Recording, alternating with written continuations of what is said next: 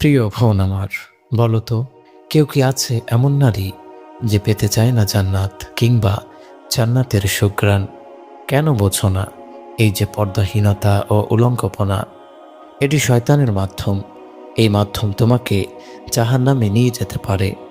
জানো তো, তোমার এই অটোশাটো পোশাক কত পুরুষকে যৌন কাতর করে তোলে। তুমি একটু ভাবো তো, কেন আল্লাহ তাআলা তোমার সৌন্দর্য ঢেকে রাখার নির্দেশ দিয়েছেন? কেন আল্লাহ সুবহানাহু ওয়া তাআলা তোমাকে পর্দা করার নির্দেশ দিয়েছেন? এটা আল্লাহর নির্দেশ। আল্লাহ রাব্বুল আলামিনের নির্দেশের কাছে আত্মসমর্পণ করাই আমাদের কর্তব্য। তোমাকেও দ্বীনের পথে অনুসরণ করতে হবে। আল্লাহর নির্দেশের সামনে করতে হবে পূর্ণ আত্মসমর্পণ। আল্লাহ যা বলেছেন তাই তুমি করবে। একটি হাদিস বলে শোনো। হজরতে আম্মাজান আয়েশা রাদিয়াল্লাহু তাআলা আনহার কাছে এক মহিলা এসে জিজ্ঞেস করল, ব্যাপার কি বলুন তো? ঋতুবতী মহিলার ঋতুস্রাব থেকে পাক হওয়ার পর নামাজ কাজা না করে শুধু রোজা কাজা করছে, এই ব্যবধান কেন? আম্মাজান হজরতে আয়েশা রাদিয়াল্লাহু তাআলা আনহা তার প্রশ্নে আশ্চর্য বোধ করলেন। বললেন, তুমি কি দিন মানো না? মহিলা বলল, অবশ্যই মানি, কিন্তু বিষয়টা জানতে চাই। হজরতে আয়েশা রাদিয়াল্লাহু তাআলা আনহা বললেন, আল্লাহর নবীর উপস্থিতিতে এই প্রশ্ন এলে আমাদেরকে নির্দেশ দেন রোজা কাজা করতে, নামাজ কাজা না করতে। হাদিসটি মুসলিম শরীফে এসেছে। তোমাকেও দিনের অনুসরণ করতে হবে এভাবেই, বিনা বাক্যে তা মানতে হবে, পরিপূর্ণ আত্মসমর্পণ। আল্লাহ তাআলা বলেছেন তাই তুমি করবে। কেন বলেছেন? এই প্রশ্ন করা যেমন দৃষ্টতা তেমনি অবান্তর। ফোন আমার, তুমি সুন্দর চাও, সম্মান চাও, মর্যাদা চাও, তাহলে মনে রাখবে আল্লাহর নাফরমানিওয়ালা অন্তরের মাঝে নেই কোনো সৌন্দর্য, নেই কোনো সম্মান মর্যাদা। প্রকৃত সৌন্দর্য পাবে তুমি শুধুমাত্র আল্লাহর বিধানে, তার নির্দেশ পালনে। সৌন্দর্যের পূর্ণ স্বাদ অবশ্যই তুমি দুনিয়ায় পাবে না, তা পাবে জান্নাতে, শুধু চিরস্থায়ী জান্নাতে, পরিপূর্ণরূপে পূর্ণ অবয়বে। দেখবে তা চোখ ভরে, ভোগ করবে তা মন ভরে। জান্নাতি হুরদের কথা শুনেছ? সে হুরদের সাথে তোমাদের কোথাও কোথাও মিল আছে জানো? হুরদের যদিও রাত জেগে ইবাদত বন্দেগী করতে হয় না এবং দিনে কষ্ট করে রোজা রাখতে হয় না, কিন্তু তাদের নেই প্রভৃতির তাড়না, নেই যৌবনের উন্মাদনা।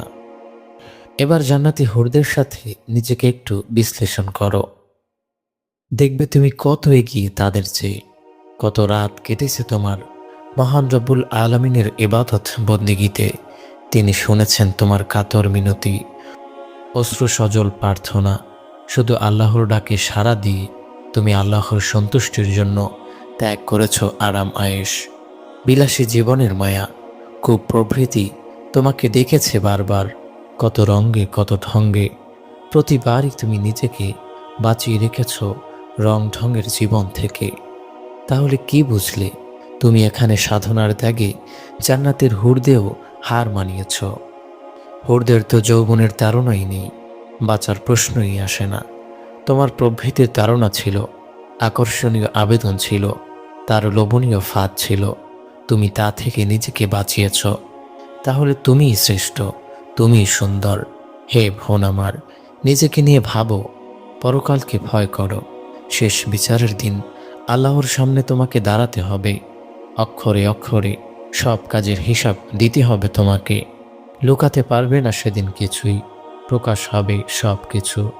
হে প্রিয় বোন আমার, সেদিনের কথা মনে করো, যেদিন প্রকাশ হবে তোমার সমস্ত পাপ পুণ্য। তুমি অবাক হয়ে দেখবে কিছুই বাদ পড়েনি তালিকা থেকে, সব লেখা আছে অক্ষরে অক্ষরে। আল্লাহ তাআলা যখন বলবেন হিসাব দিবসে, হে নারী, তোমরা বেপরদা ছিলে, অশালীন পোশাক পরে ঘুরে বেড়াতে, বেগানা পুরুষকে দেখানোর জন্য করতে সাজসজ্জা, তাদের দৃষ্টি আকর্ষণ করতে।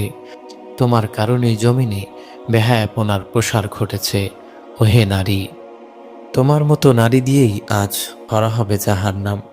তোমরা স্বামীর অবাধ্য ছিলে, অথচ আমার রাসূল সাল্লাল্লাহু আলাইহি ওয়াসাল্লাম কি তোমাদেরকে খবর দেননি পর্দা সম্পর্কে?